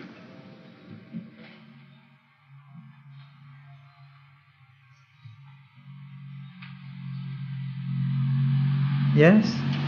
Recently I met some people who went to India and stayed with somebody they call Harakan Baba, a whole town called Harakan. And they claim that he might be one of these divine incarnations. Do you know anything about him? Well, sir, you see, in India,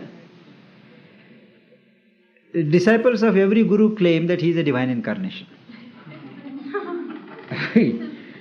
But we don't know of him.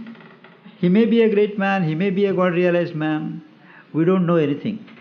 But it's not right to claim every guru as a divine incarnation. That means they don't know what's the meaning of divine incarnation. But there are a number of people in India who have realized and have God consciousness. But not all of them are practicing gurus. See, they keep themselves away from the limelight, helping people. But those whom many friends from the West go and meet are those who are well advertised and who are well, projected by these news media. Is there a strong necessity for a guru in versus spiritual guru? There isn't. I am one of those who now believe that the age of the guru is over. We should have guides, but we should awaken our own inner guru. Man has arrived at a level of consciousness where he doesn't need to be led by the nose. Do this, do that, don't marry, have children, do this thing and all that. They don't need. Consciousness has developed. So we have to utilize the services of people who know more than us to awaken our own inner sense. Each one of us has a leader, a divine guru within ourselves. We should learn. And to that we can take the help of guides, those who have little more knowledge to give us, those who are already on the path. But a guru in the original spiritual conception is something more. He takes complete charge of your spiritual life. He takes on your karma and he dies of cancer afterwards.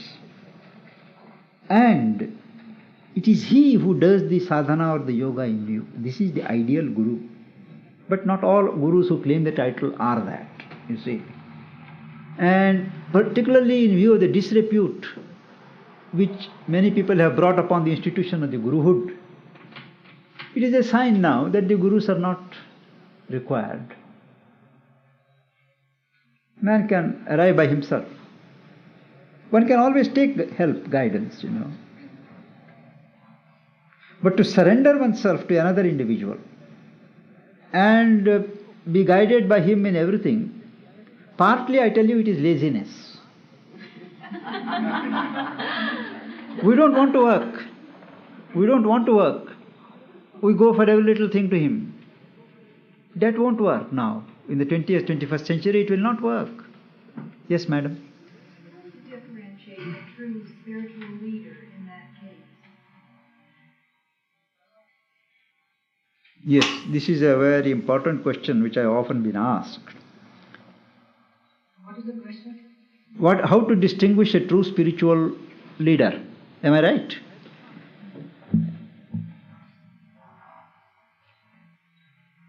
Where there is real spiritual consciousness, there will be humility, there will be love, there will be peace.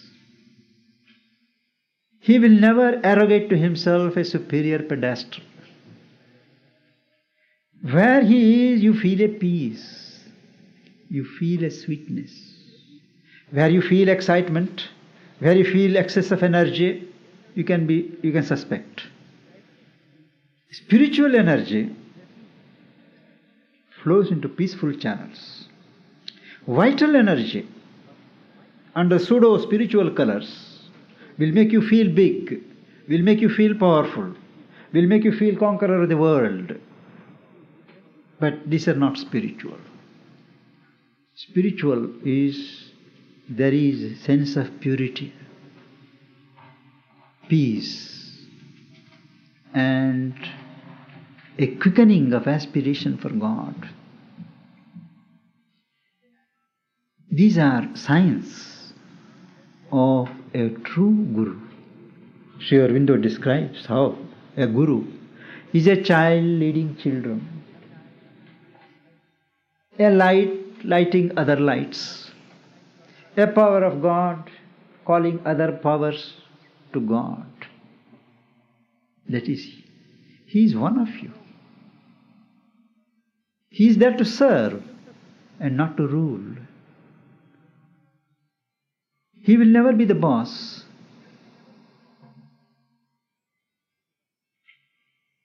Humility.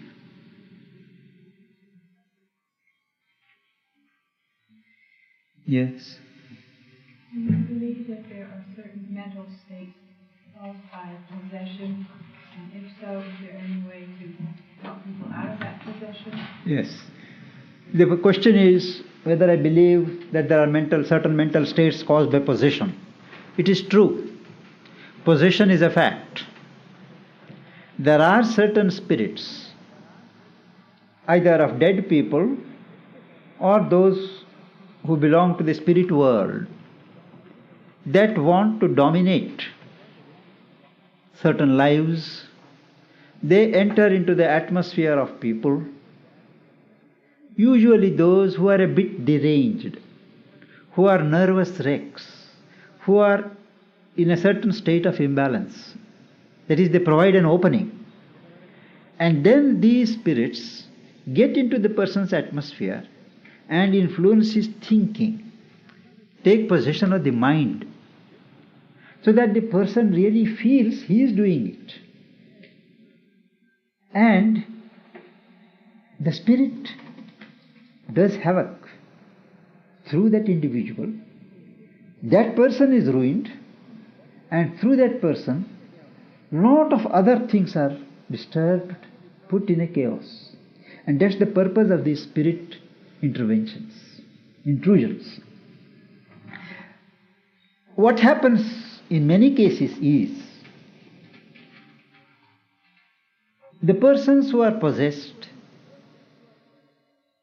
get enamored of these possessions and they stick to them. There are spiritual ways of dispossessing a possessed person.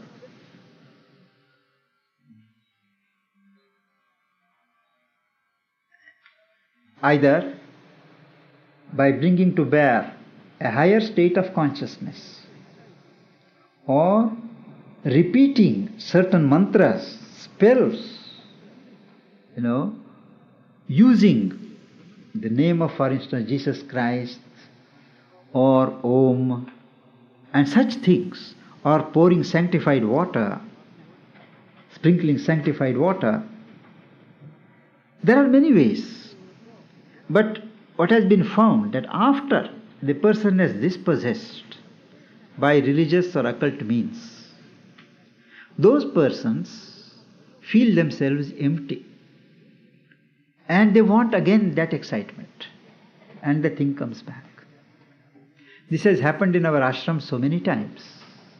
And afterwards mother said, "What can I do?" He calls it back. So it is possible to use the name of God, word of God, and expel the spirit from the person.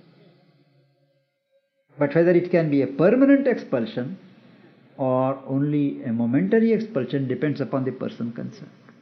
involved. So then fear really makes it fear, and you go back again and Yes, again. yes. If Yes. you're willing to accept being thing, Yes. you're going to pay for it. Yes, yes, yes.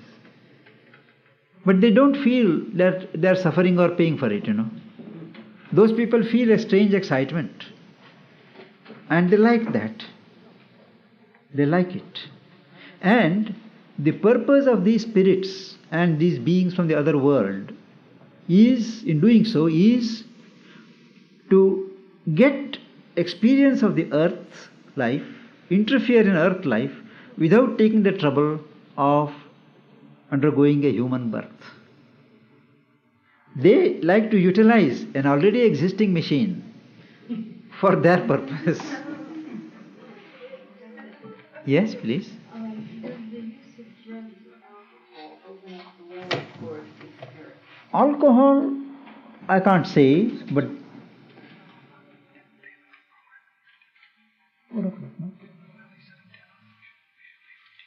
all right. I think we are expected to leave this place in about 5 minutes. But No, it's not. 15. Yes. So I will answer this question. What was that question? Whether or not drugs or alcohol. Alcohol, I'm not that sure, but drugs is what happens. It does. The first effect of drugs is to disintegrate the personality. The human will, which is developed after long labor by nature, it is disintegrated. So each drug taker, when he comes back to the normal level, he finds that something has disintegrated. And that state of chaos inside, psychological chaos, is an ideal condition for these spirits to step in.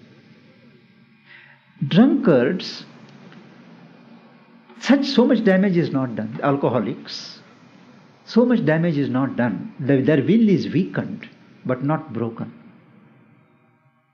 Suddenly they show great moments of willpower, and these alcoholics. But these people who take drugs, they can never summon the earlier strength. That is why in Auroville, where absolutely there are no rules and no regulations on purpose, Mother said no laws, everybody must be free, only the drugs are tabooed. When you're talking about the evil forces in one, can they get in one even though one is fighting against it sometimes? No, no. If your will is against it, they can't. Or if you have a faith in God, then even without your knowledge, God's will, protection helps. Yes. I think we should clear now. They're wanting the next program to be held. We don't have to leave until 10 minutes before. You wanted about the cassettes, you can announce here. Yes.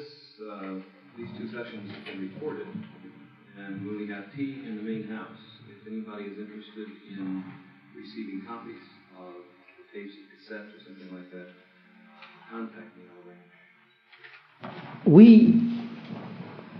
have got centers in different parts of the world to make available the teaching, the guidance, the literature, and also holding weekly or periodical meetings for meditation, collective meditations, where one can exchange notes, one can have collective growth in different parts of the country. In America, we have not yet organized enough. So, we intend now, it is decided, that a center will be opened, a Sri Aurobindo Center, where all facilities will be provided for the study of new consciousness. Will be opened at the residence of Mr. David Michel and Barbara, and it will be functioning every week. So those of you who are interested in further studies, asking questions and getting authentic answers and that sort of thing, or meditating together, or hearing spiritual music from the ashram. Mother was a great musician, artist, and some of those things you can see at that place. You might contact the Michels, and we have it on our program to start a foundation here so that it can be a self-sufficient, self-supporting project. And I would invite the cooperation and goodwill of all of you towards this Steer Window Center, Greenwich.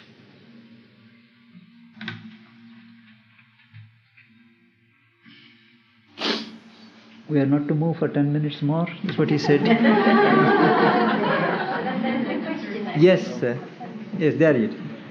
Yes, this expression, enlightenment or cosmic consciousness, I've been meditating the transcendental 8 years. Yes. But is there a point where this comes suddenly, this illumination, or is it always subtle, or how will I ever know if I'm not just sitting there like a dummy? Sir, if you have been doing it for many years, you have been doing it for years, you said? Yes, 8 years. Then it is a dummy. Actually, it opens a window. The TM opens a window by letting you relax into a border level of consciousness from the active. But thereafter, you have to work up your own way. They say that it is the source of thought and you have arrived, but that is not true. You can be doing this for 80 years and you will be still there. You have to use that as a springboard, either to go above or to work your way within. That itself is only a starting point. Yes? That's the reason I think that you have to have a guru.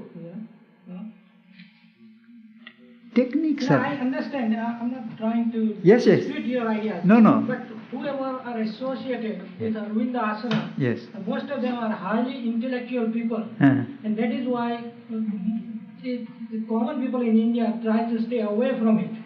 I myself have visited ashram and all that. But unless you, I also do little bit of meditation and things like that. But I came to the point that unless you are a guru, you just can't go anywhere. Now, is there any better books or something which might help us?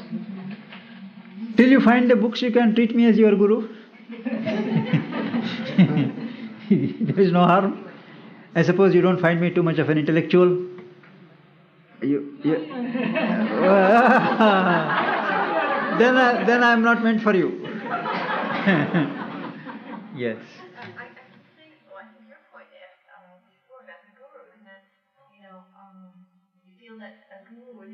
You have to be discriminate, that's all. True, but with a guru, though, you have, especially a very highly evolved guru, he has certain techniques and certain paths that can make your path to enlightenment much easier and much more fulfilling, which you really cannot find in books or anything else. No, that's true. Usually, it is a law in spiritual life that when you are ready, the teacher comes to you. It is true.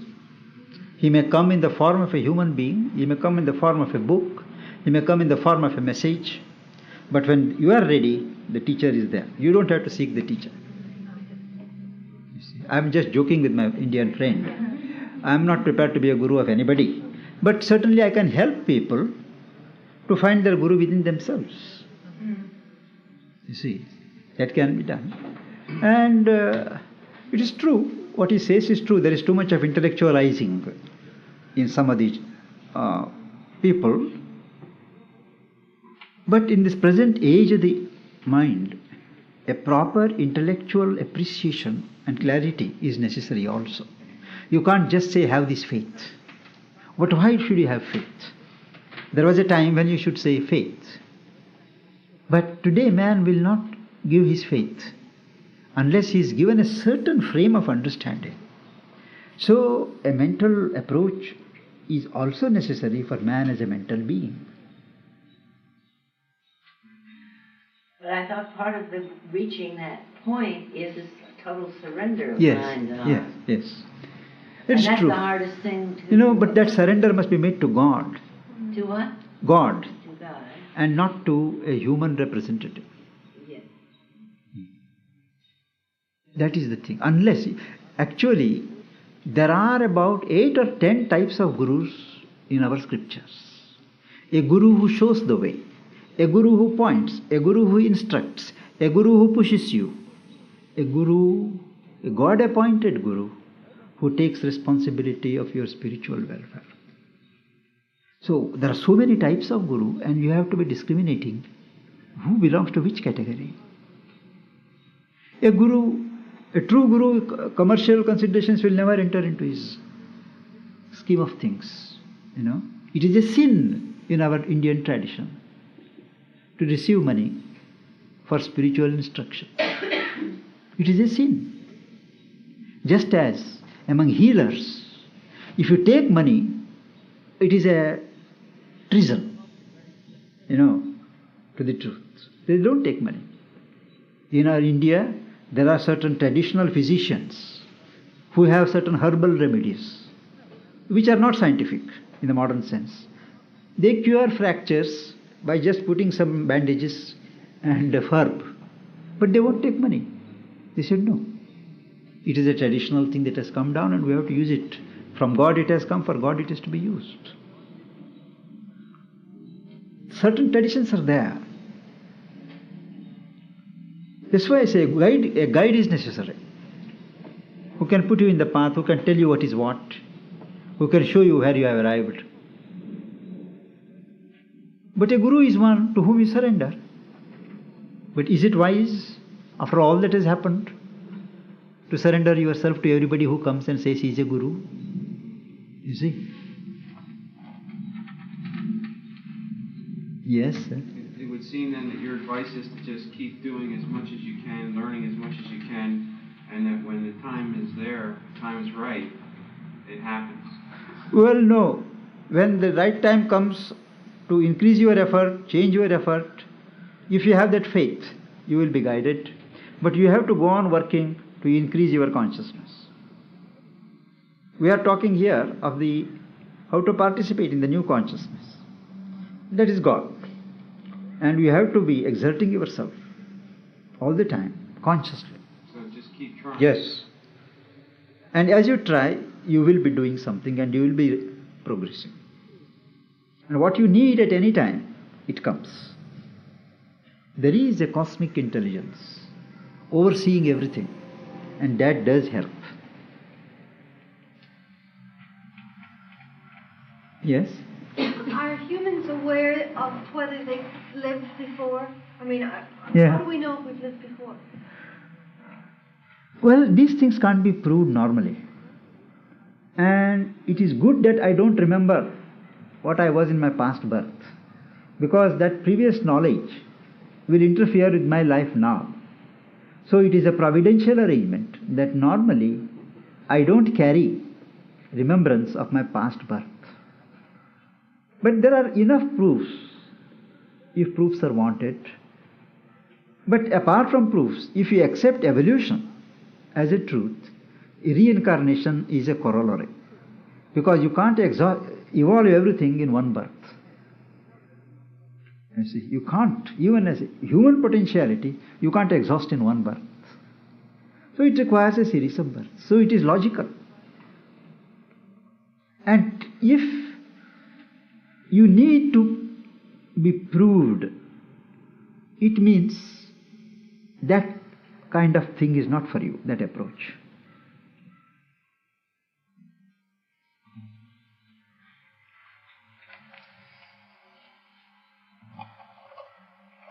Yes? I'm just going to say to that lady that there's a phenomenon known as déjà vu. Yes. Which many people feel is there because of some previous. Yes. Many times you go to a place and you suddenly feel that you have seen it there. You have been there before. When you know you never have. Yes, yes. These are glimpses into the past, suddenly.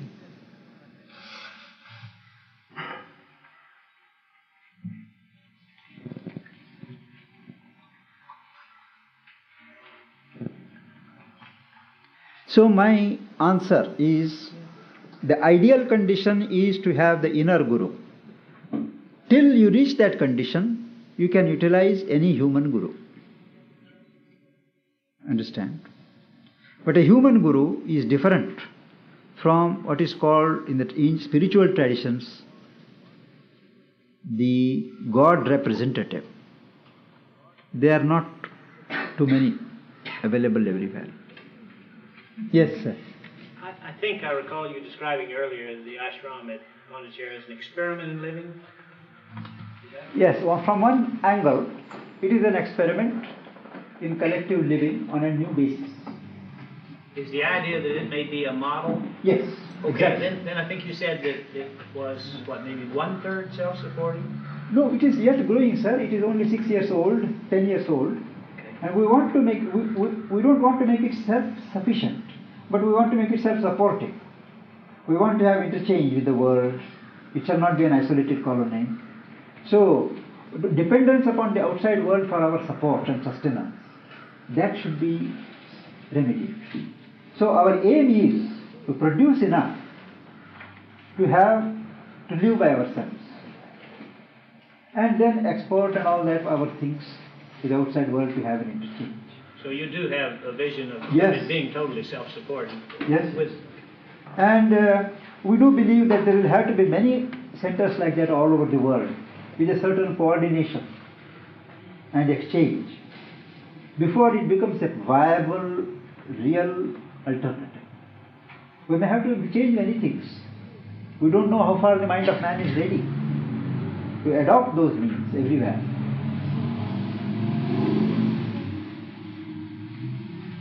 Interestingly, we have found there is a greater acceptance of the call to renounce private property from Western people than from the Eastern ones. Because our people are poor. They have always been denied. So they still are attracted to material conditions, material betterment and all that. So to ask them to take the leap, it becomes a little difficult. The Western friends, they have had it, they have not found satisfaction, they have found a need for something more, they are ready to give up. That's an interesting thing that I observed that. So it is not true that the West is entirely materialistic or the East is entirely spiritual. Bye. Thank you very much. Thank you very much.